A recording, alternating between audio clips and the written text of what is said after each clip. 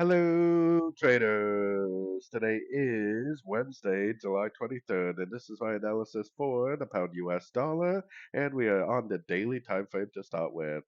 So on the daily time frame, we never did end up taking out this structure, so the trend is definitely still up, and because of the US dollar index, I think there's a chance this might just keep going, and it may just actually go up and make new highs.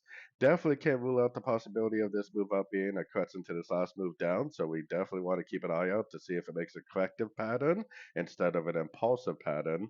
If it's corrective, it would likely be either a wave B or a wave 2.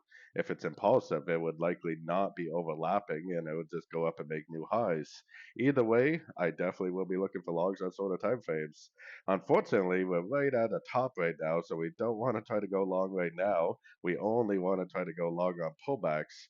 So, in my opinion, right now, the only strategy is to either be long already, waiting for an exit, or the strategy would be to patiently be waiting for another three-way pullback like this to go long again.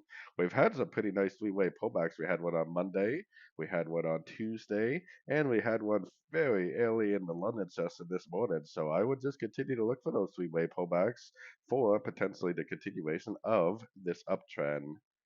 So, anyways, don't forget to check out my website, fxpipcollector.com, link down here in the corner. And as always, thank you for watching and happy trading.